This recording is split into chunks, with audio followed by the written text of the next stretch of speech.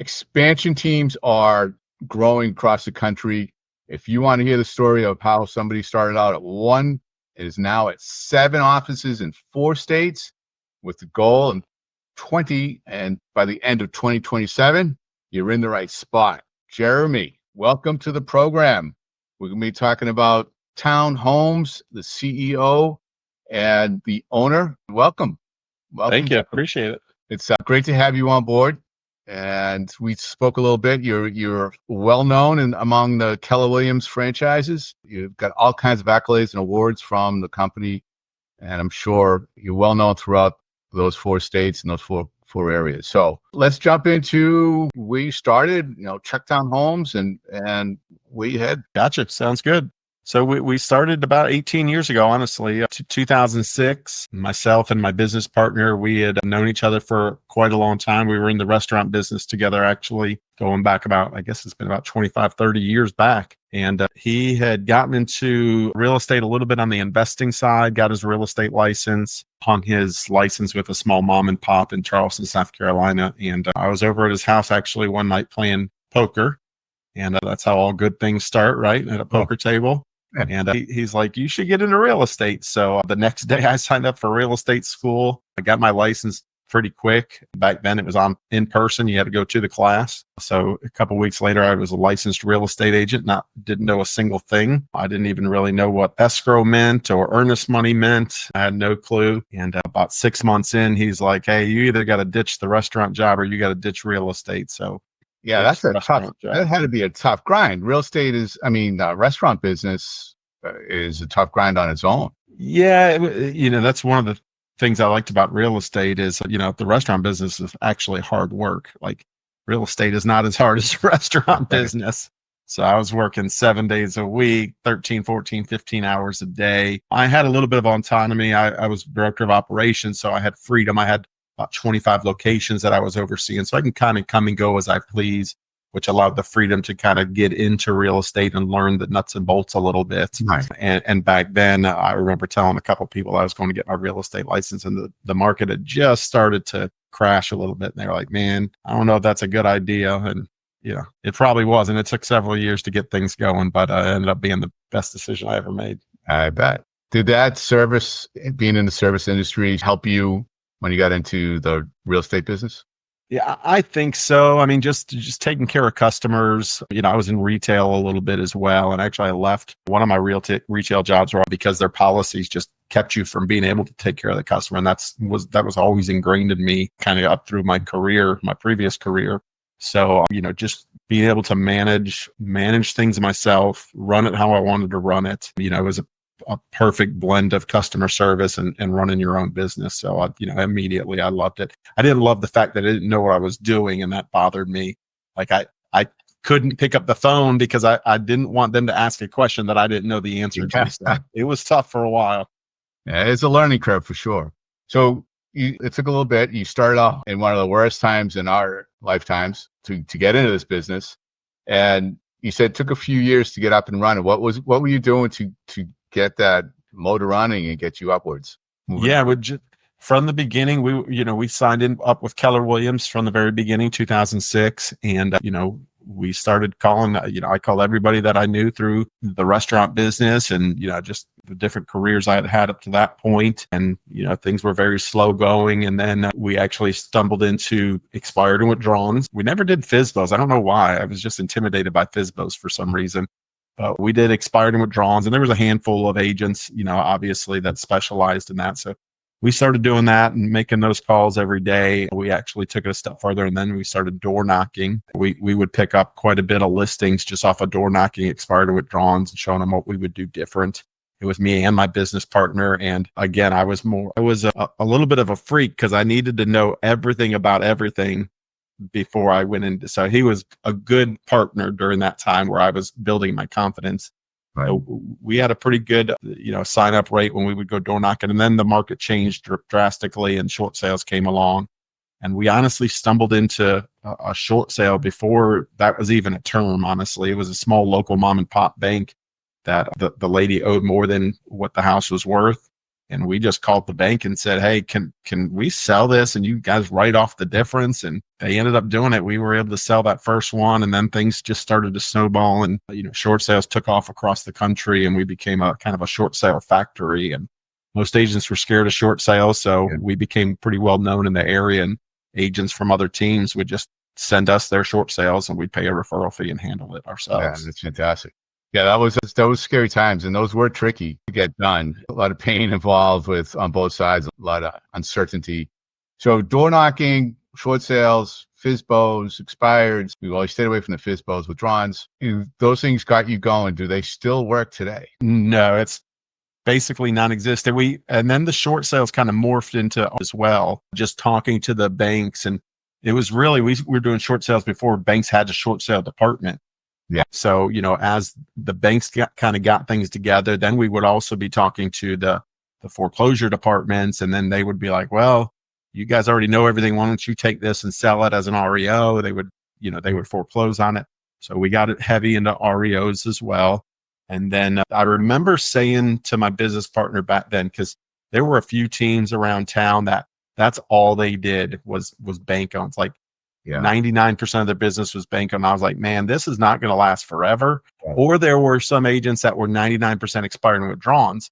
I was like, man, this is scary, because the market's going to change. And, you got to, it's fine to specialize in this, but you also got to provide some service so that down the road they're coming back to you, because they'll eventually buy again or sell again. And we want to be their go-to. So it was an interesting mix of specializing in some of the stuff that was going on back then, but also providing great service and building our database. Yeah, I know a few companies, a few brokers and agents that were involved with just doing that, specializing in the REOs. And when those slowed, they did too. And they had actually, some of them never came back.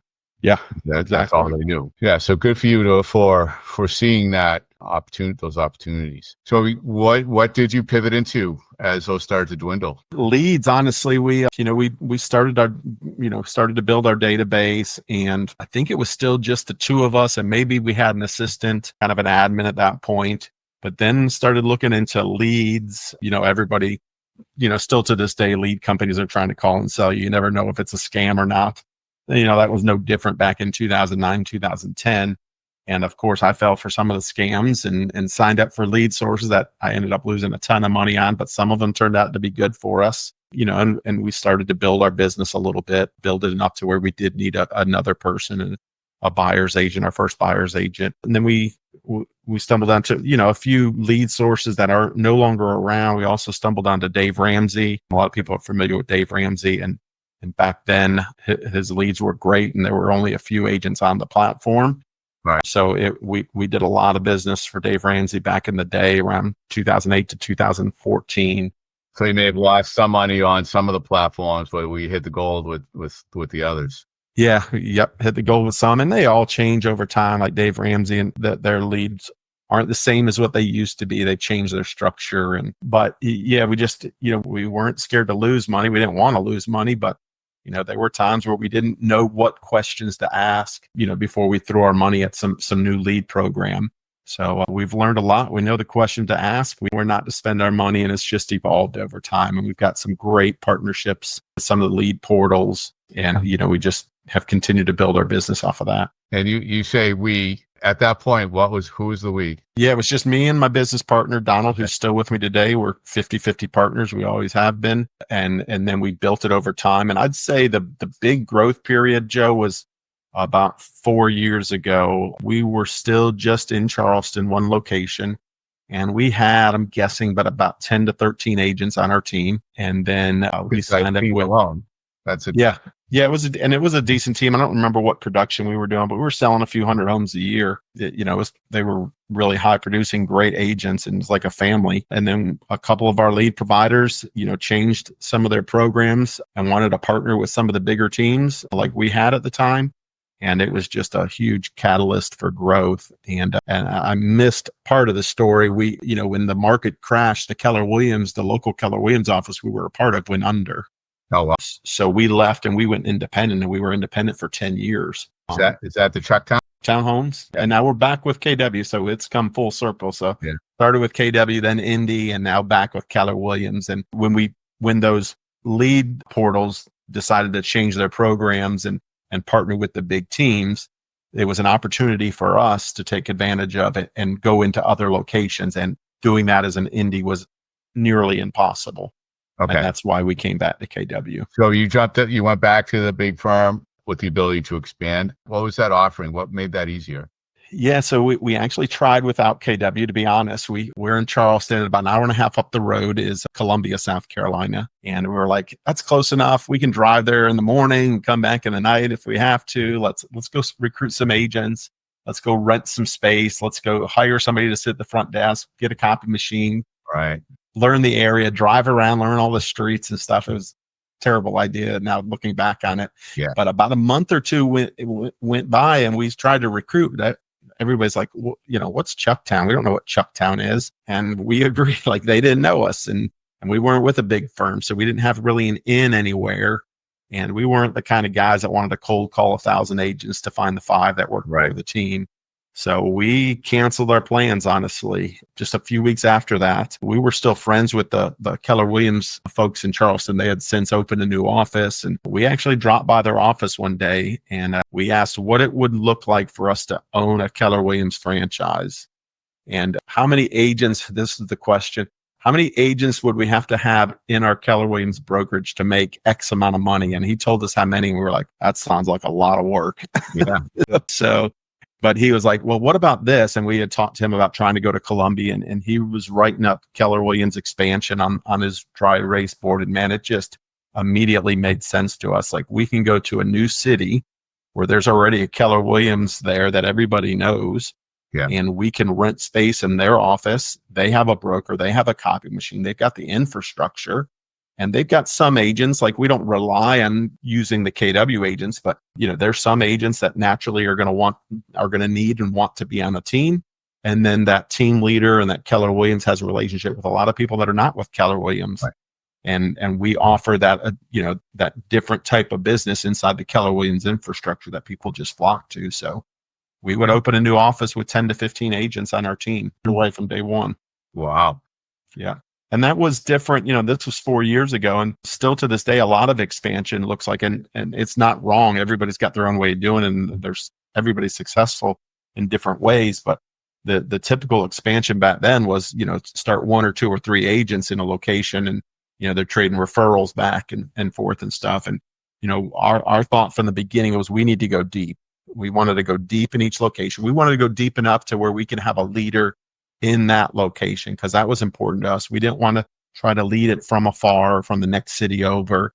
We wanted to be a presence. We wanted an in-person culture. So and that leader, we felt like needed to be out of production. Like, they weren't in there slinging deals. They were there to mentor and coach and implement the systems and processes that we had in place, and to handle and manage our lead sources and our lead relationships. And it worked out well. Our first location that we opened was in Greenville, South Carolina.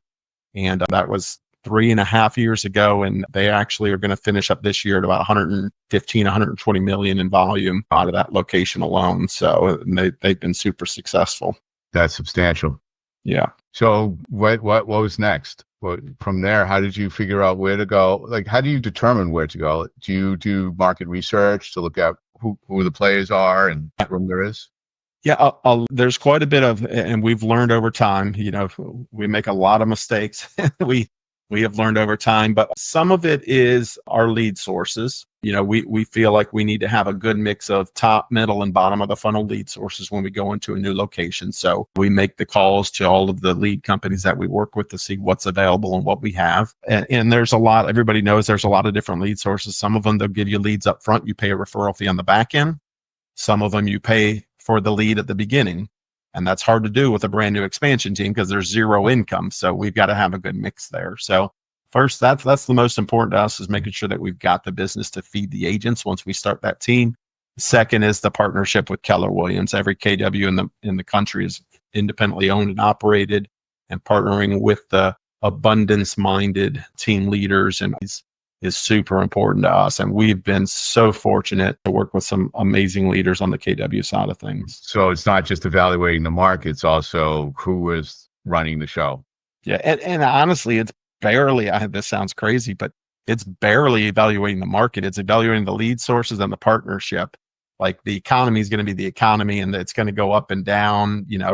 That's not as important because there's always market share. There's always business that we can take, and we're not going to come in there. It's a very small little bit of the market share. There's plenty of business for everybody. So it's not as much about the local economy. And actually, I prefer the smaller markets versus like the Charlottes and Atlantas. We're in Charlotte and Atlanta and Jacksonville, but I prefer the smaller markets. It's just easier to take hold in those smaller markets. Yeah, better. You can have more of an impact. Yeah, quicker. That's right. Yeah. You mentioned Atlanta, Columbia, Greenville. Atlanta. So in South Carolina, we're in Charleston, Columbia, and Greenville. We're in Charlotte, North Carolina. We're in Atlanta, Georgia, as of 2 weeks from now. We're in Savannah, Georgia, and we're in Jacksonville. So seven locations. That's fantastic. And what is centralized? What operations are centralized, and what's spread out? Yep. All the operations are, and I say they're managed out of Charleston. That's where we originated from, but really it's all virtual. It's either virtual throughout the United States. Our ops team is spread out across the United States, or in the Philippines. We've got about 20 offshore employees in the Philippines that run a lot of our departments, but each of those departments is managed by somebody in the States. So like you got our customer service team, which is 5 VAs from the Philippines managed by an inshore customer service manager that's in the States. She actually lives in Hartford, Connecticut. So each of our ops or operations departments is kind of structured like that. And then all of the sales teams obviously are each location led by a team leader. And then you've got all the agents under that. And then we have some few positions between the team leader and the agents themselves. So all of your support, not all of it sounds like most of your support are virtual assistants. Are they, so they're not employees for you? That's okay, good. Yep. They're all independent contractors there. We do it all direct. We don't use a third party company. We bring them all on direct. And now we have a full-time recruiter in the Philippines that he's also kind of my executive assistant. When we need another person, he goes out and finds them and hits the ground. And he's been amazing at getting great talent. I mean, some of the folks we've got working for us are just great people. That's fantastic. So your employees, are they your true employees? Are they all just leadership? Yes. I'm trying to think. Do we have any? Yep, they're all leadership. They either run a department or director of operations. So yeah, they're all leadership. We don't have any inshore employees. It's a massive structure. Yeah, we've got 17 on the leadership team as of now. Wow. So it's really grown. That's hard to even say just because 4 years ago, there were like 2 of us on the leadership team. Yeah. What was that transition like, going from being the guy, 2 guys doing all the deals, and then in a relatively short period of time, it's 17 people working for you, running it, and 20 more that's supporting them, and then all your agents. Yeah. That's a transition. It's been interesting. We've been so fortunate. Brandon was just the perfect guy to start our first expansion team and just ran a great model for us to follow in future locations. And out of that Greenville location, Brandon now, who was the team leader, is now our chief sales officer of all of Chucktown homes. One of his agents is the team leader now of Greenville. One of his agents is the team leader of Atlanta. One of his agents from Greenville is the team leader of Jacksonville. Like, so much leadership has come out of just that one location because of Brandon and just the way he works. And then, our transactions manager, when we started, she was running her own transactions company for a lot of independent agents out there. And we somehow found her, stumbled upon her. I don't know how we did it, but we lucked out, and she was she kind of revamped our whole transactions team. And since then, we've promoted her to director of operations. So we've honestly just lucked into some really good hires that have helped support our growth. And they're all just great, hardworking people that care a lot about our agents. Yeah, that's fantastic. So that year and a half, 2 years, by the end of you're going to more than double, almost triple what you have. Does it get easier once you do 1 or once you do 7? Yes, it has gotten easier to launch a new team. Like 65 days before we launched Jacksonville wasn't even in the back of our mind. Like, we had no idea we were going to Jacksonville. And then 65 days later, we had a team started down there with a team leader that moved his family down there. I mean, it was cool to see. But, we've been able to kind of write down how we're doing things and learn from our mistakes. And now it's pretty easy to replicate. The people are the most important part, the team leader, finding the team leader and then partnering with the KW. And now we have a full-time recruiter. So it all kind of works together very well. And Atlanta, we announced just a few weeks ago, and we're launching there in about 2-3 weeks from now. And it looks like we'll start that team with somewhere between 12 and 15 agents. Nice. And how long has that been in the works? About a month and a half. That's impressive. Yeah. Your systems must be extremely tight and replicable very easily. Is it a matter of just changing the town name and the address?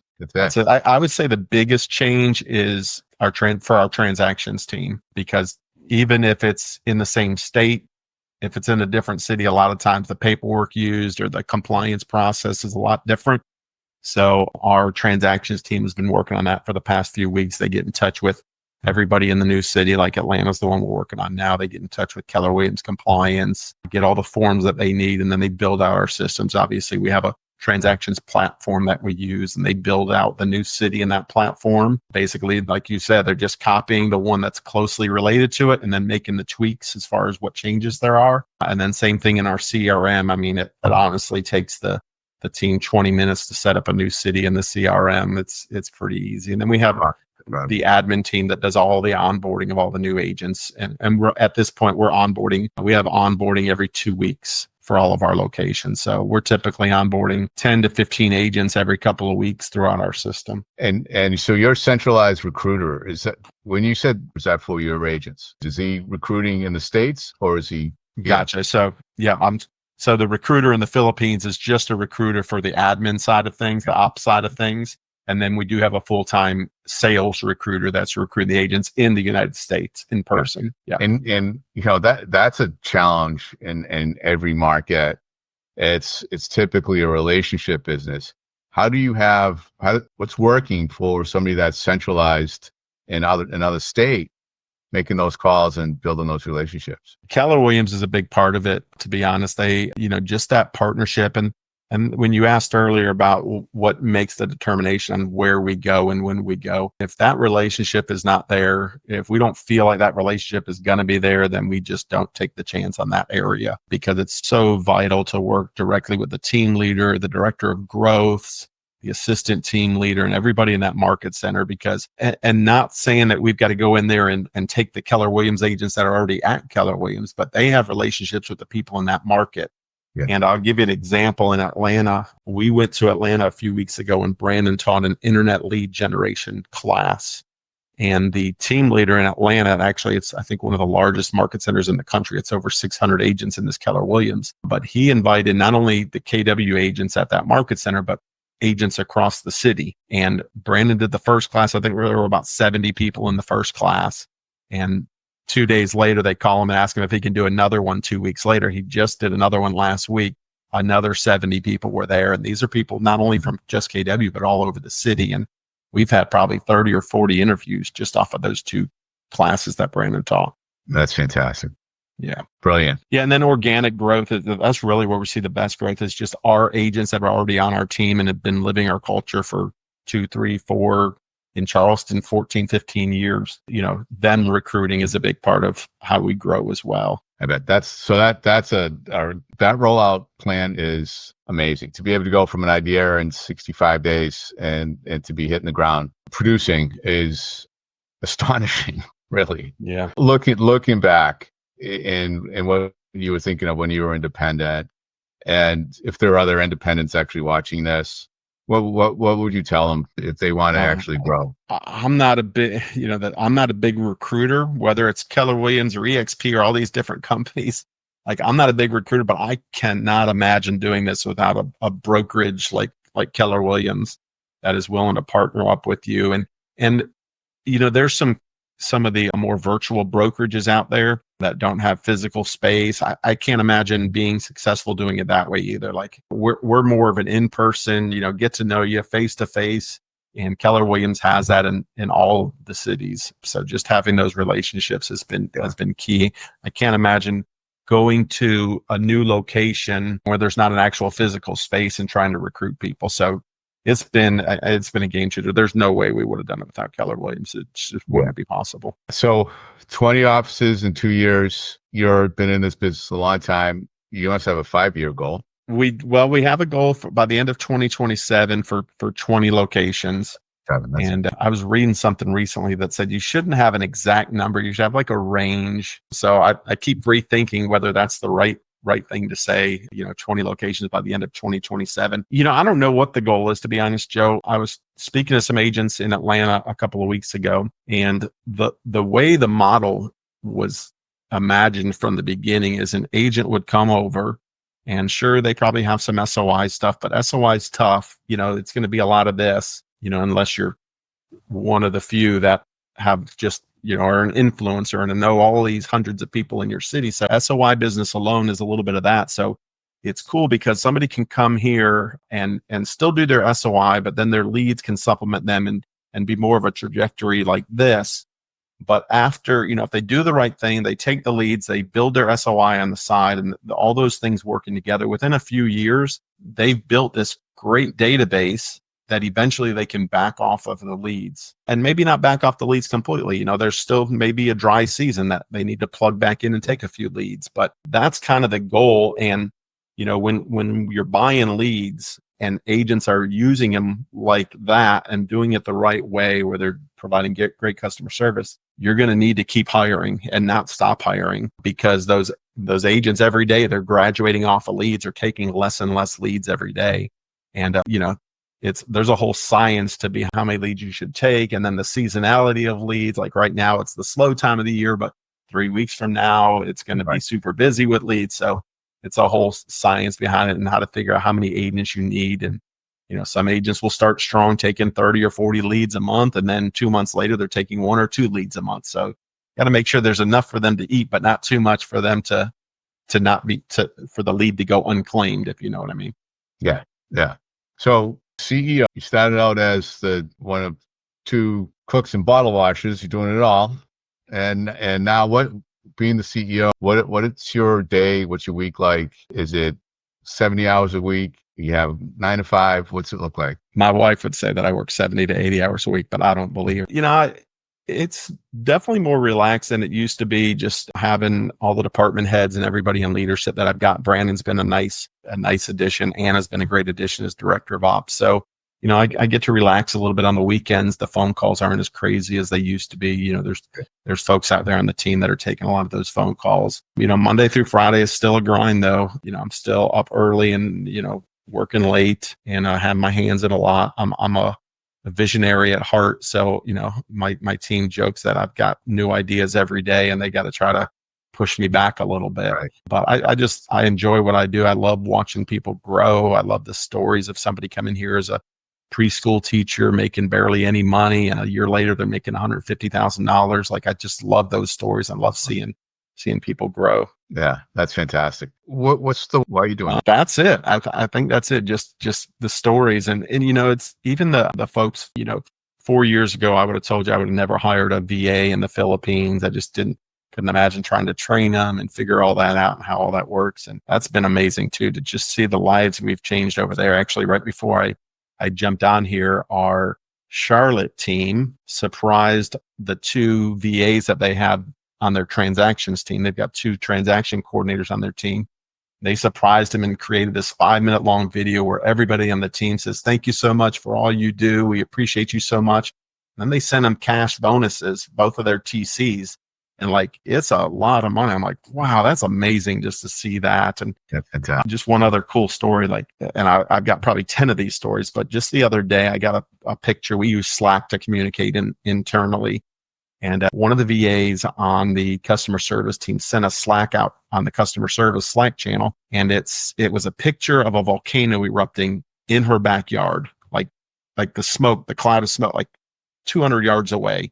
She's like, "Hey guys, there's a chance that I may have to evacuate at some point today. I'm still working now, but I'll keep you posted on how things are going." I'm like, "What are you talking about? Get out of there." And then a typhoon. One girl was in the 2nd story of her 2-story house, and there was a picture. The water was halfway up her stairs, and she took a picture and sent it over. She's like, "Hey, my battery backup's still working, so I'm good for now. But if the water gets much higher, I may have to take off the rest of the day. I'm like, that's incredible. I mean, What a work ethic. those are crazy stories. That's fantastic. So along the way, you learned a lot. And did you have a coach with you helping you through all this? I didn't. I added a coach on about a year ago. My coach has been doing it for a long time, and he's been great to bounce ideas off, especially the growth over the last year and the org chart, like you mentioned, going from just a few people on leadership to what we are today. So, obviously you can imagine all the discussions about pay rates and titles and accountability and responsibility. And he's been great to bounce all those ideas off of. So yeah, just about a year. I've had a coach for about a year. Yeah. Good. That's impressive that you figured this all out between the two of you. Well, I think where I learned the most from is other team leaders, owners, brokers around the country. You asked what I do now throughout the day. A lot of my week is spent masterminding with a lot of the big team leaders across the country. I've been able to build some great relationships. We just had a actual Keller Williams group down in Orlando. I think they have about 50 or 60 agents. Him and his operator just came up to meet me and Brandon in our Charlotte office. We spent 2 days with them, just kind of going over how we do things. And I learned from them just as much, if not more, than they learned from me. I love to see all the different ways that this thing can be done. Yeah, fantastic. Yeah, there's a million ways to make money in this business and so many different ways to roll it out and do what you're doing. It sounds like you definitely cracked the code that what works for you. This has been phenomenal. I really appreciate you coming on, Jeremy. Yeah. If you're going into different towns, different territories, where's your mostly expansion going to be, just in case somebody wants to reach out to you and figure this? We think we're going to stick to the Southeast. Gary Keller talks about it in one of his books. I don't know if it was MREA or a different book, but the ink blot method. And I really like that. It makes a lot of sense, just to be within, a couple of hours or the next city over.